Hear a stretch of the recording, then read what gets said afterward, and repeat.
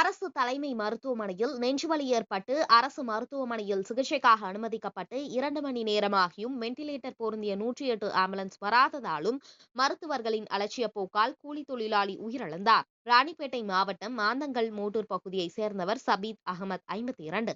இவருக்கு திடீரென மயங்கி விழுந்துள்ளார். இதனை கண்ட அக்கம்பக்கத்தினர் அவரை மீட்டு வாலாஜாபேட்டை அரசு மாவட்ட தலைமை மருத்துவமனையில் சிகிச்சைக்காக அவசர சிகிச்சை பிரிவில் அனுமதித்துள்ளனர்.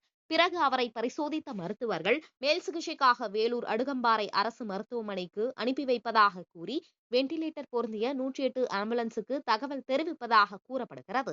இதனை அடுத்து 108 ஆம்புலன்ஸ் நீண்ட நேரமாகியும் வரவில்லை எனவும் 2 மணி நேரம் கழித்து ஆம்புலன்ஸ் வந்து அவரை மேல் சிகிச்சைக்காக அழைத்து செல்ல முயன்றபோது சபீர் அகமது உயிரிழந்ததாக மருத்துவர்கள் கூறியதால் ஆவேசமடைந்த உறவினர்கள் அவசர சிகிச்சை பிரிவில் மருத்துவரின் அலட்சிய போக்கும் மற்றும் வெண்டிலேட்டர் பொருந்திய 108 ஆம்புலன்ஸ் நீண்ட நேரம் வராத காரணத்தால் இந்த உயிரிழப்பு ஏற்பட்டதாக கூறி மருத்துவர்கள் மற்றும் செவிலியர்களிடம் கடுமையான வாக்குவாதத்தில் ஈடுபட்டதோடு ராணிப்பேட்டை வாலாஜா செல்லும் சாலையில் மறியல் போராட்டத்தில் ஈடுபட்டனர்.